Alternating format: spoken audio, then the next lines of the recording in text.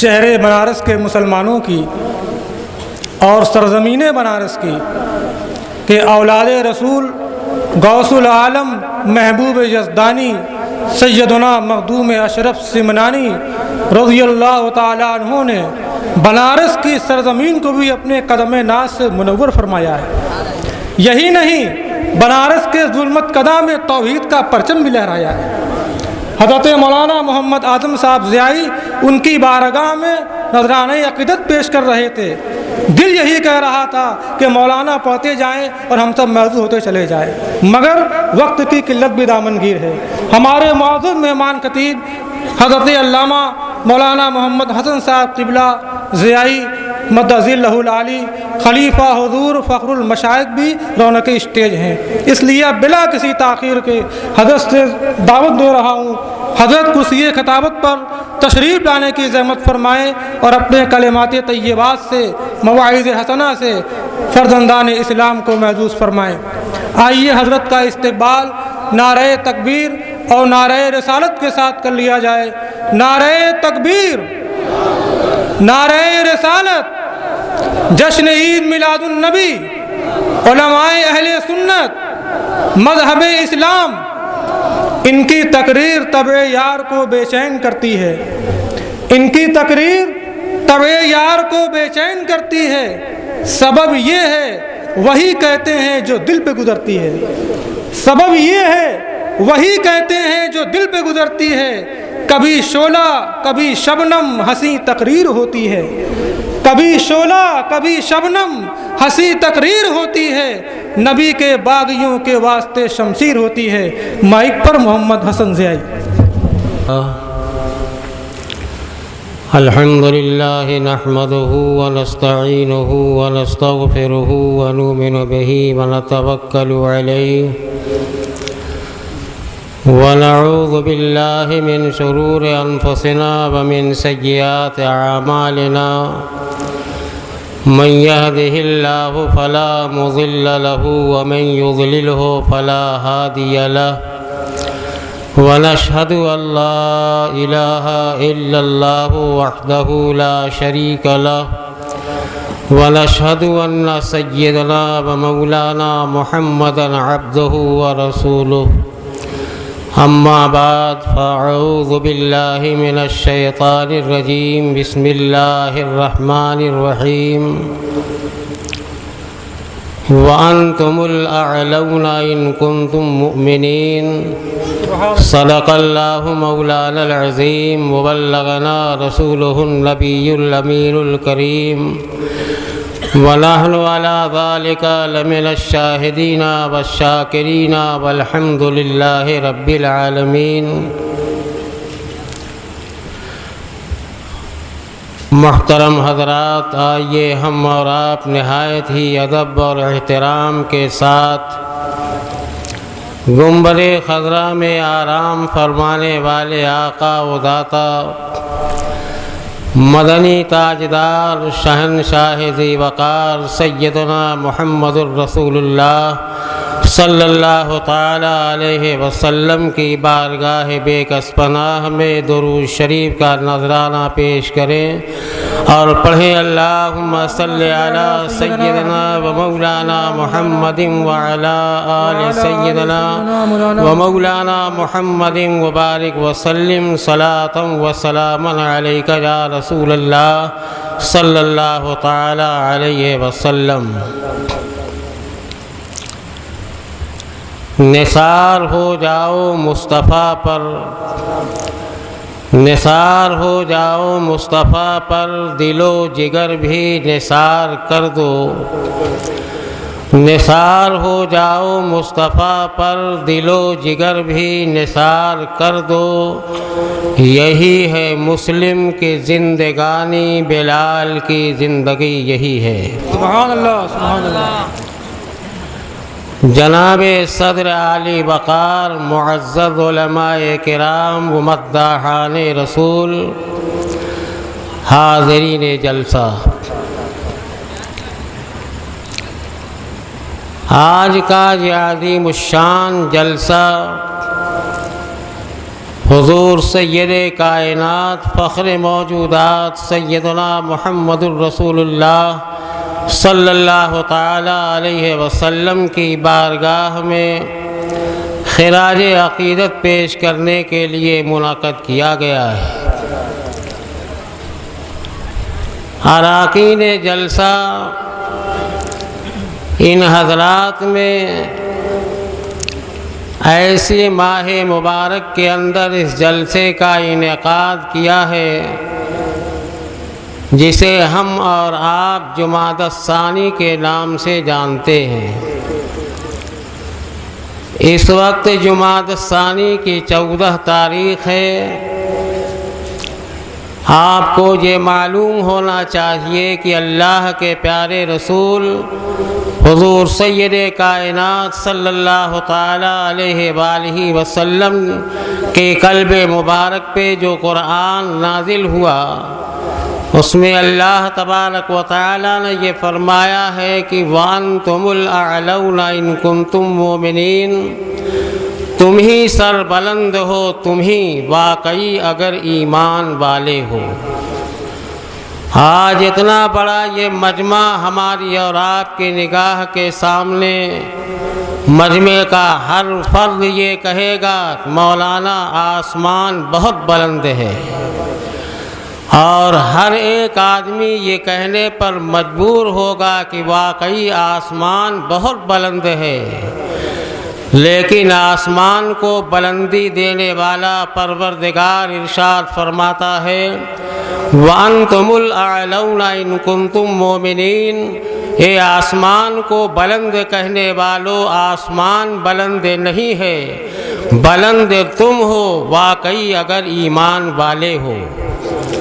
آج ہم اور آپ اپنی نگاہ سے جب لوح و قلم کو دیکھتے ہیں تو بے ساختہ ہماری زبان سے نکلتا ہے کہ لوح و قلم بہت بلند ہے، لیکن لوح و قلم کا مالک ارشاد فرماتا ہے وَأَنْتُمُ الْأَعْلَوْنَ إِن كُنتُم مُّؤْمِنِينَ، اے لوح و قلم کو بلند کہنے والو، لوح و قلم بلند نہیں ہے، تم بلند ہو واقعی اگر ایمان والے ہو۔ آج انسان عرش کی بلندی دیکھتا ہے اور پکار اٹھتا ہے کہ عرش بہت بلند ہے، لیکن عرش کا مالک فرما رہا ہے وَأَنْتُمُ الْأَعْلَوْنَ إِن كُنتُم مُّؤْمِنِينَ، عرش بلند نہیں ہے بلکہ تم بلند ہو واقعی اگر ایمان والے ہو۔ آج حکومت کرنے والا ایک بادشاہ یہ کہتا ہے کہ حکومت بلند ہے، اور ہر ایک انسان یہ کہنے پر مجبور ہے کہ حکومت بہت بلند ہے، لیکن احکم الحاکمین ارشاد فرماتا ہے وَأَنْتُمُ الْأَعْلَوْنَ إِن كُنتُم مُّؤْمِنِينَ، حکومت بلند نہیں ہے، تم بلند ہو اگر ایمان والے ہو۔ آج دنیا کا سیاست داں یہ کہہ رہا ہے کہ سیاست بلند ہے، لیکن سیاست کا رب فرماتا ہے وَأَنْتُمُ الْأَعْلَوْنَ إِن كُنتُم مُّؤْمِنِينَ، کہ سیاست بلند نہیں ہے بلکہ تم بلند ہو واقعی اگر ایمان والے ہو۔ معلوم یہ ہوا کہ نہ آسمان بلند ہے، نہ عرش و کرسی بلند ہے، نہ سیاست و اقتدار بلند ہے، نہ قانون و حکومت بلند ہے۔ اگر بلند ہے تو مومن بلند ہے، مومن کی بلندی کے سامنے دنیا کی ہر چیز کی بلندی پست و کمتر ہے۔ مومن کے لیے کامیابی ہے، کامرانی ہے، سرفرازی ہے اور سر بلندی ہے۔ بلکہ یوں کہہ لو کہ جبریل امی سے یہ فضاؤں نے سنا ہے کہ تاروں کی بلندی پہ ہیں مومن کے مقامات۔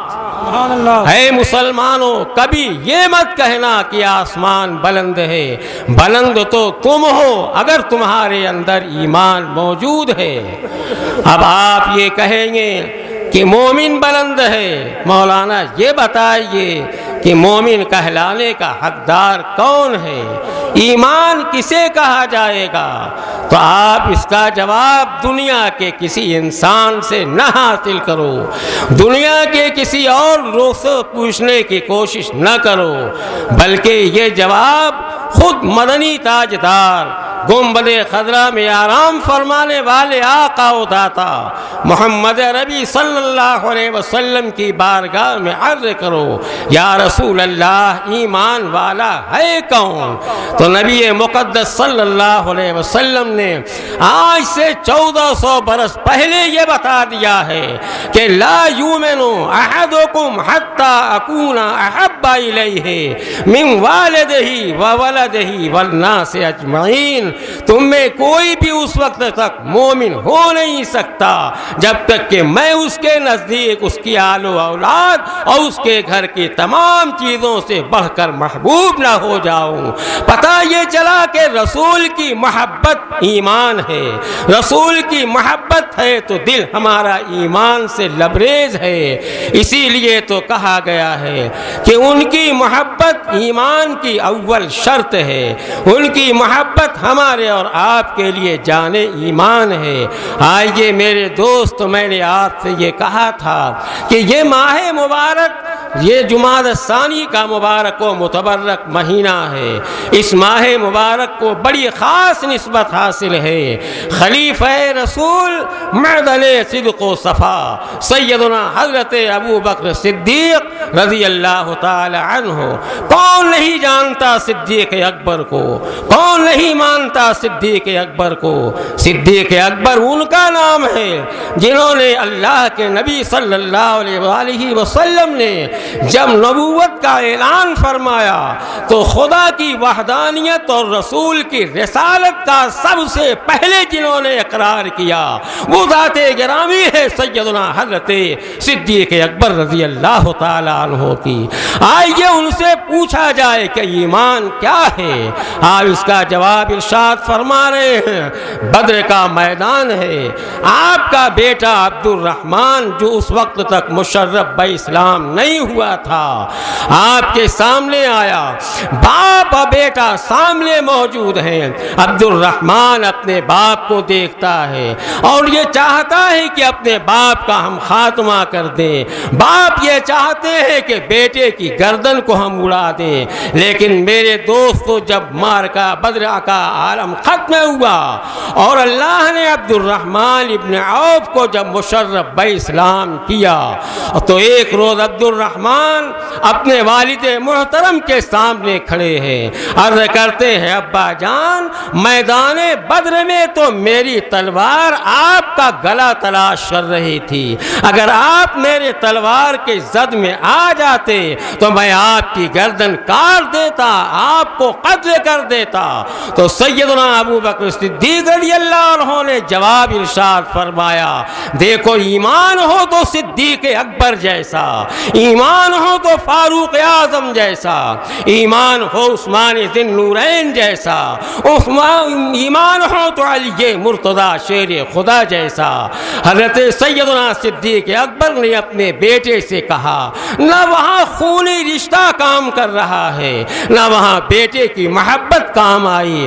حضرت سیدنا صدیق اکبر نے ارشاد فرمایا، اے بیٹا تم ہماری گردن تلاش کر رہے تھے اور میں تو تیری گردن تلاش کر رہا تھا، اگر تو میری تلوار کی زد میں آ جاتا تو اے بیٹا میں تمہاری گردن کاٹ کر کے الگ کر دیتا۔ بیٹا یہ کہتا ہے کہ تم خدا کو ماننے والے تھے اس لیے میں تمہارا گلا تلاش کر رہا تھا، اور صدیق اکبر یہ کہہ رہے ہیں کہ عبد الرحمن تم میرے رسول کے دشمن تھے اس لیے میری تلوار تمہارا گلا تلاش کر رہی تھی۔ حضرت عبد الرحمن ابن عوف رضی اللہ تعالیٰ عنہ اور سیدنا صدیق اکبر رضی اللہ عنہ کے ان بیانات کو سن کر کے آپ کی نگاہ کے سامنے وہ بات آتی ہے جس کو کہنے والے شاعر نے اپنے انداز میں کہا ہے کہ اصول ملت اسلام توڑا جا نہیں سکتا، اصول ملت اسلام توڑا جا نہیں سکتا اور کوئی رشتہ عدو حق سے جوڑا جا نہیں سکتا. اور برادر باپ بیٹا کوئی ہو جب دشمن دین ہے تو اس کی پاسداری سر بسر توہین آئی ہے. اور بشر جب رشتے الفت خدا سے جوڑ لیتے ہیں تو اپنا دل جہان ماں سوا سے بول لیتے ہیں. یہ حضرات صحابہ کرام رضوان اللہ تعالی علیہ مجمعین کا مقام ہے.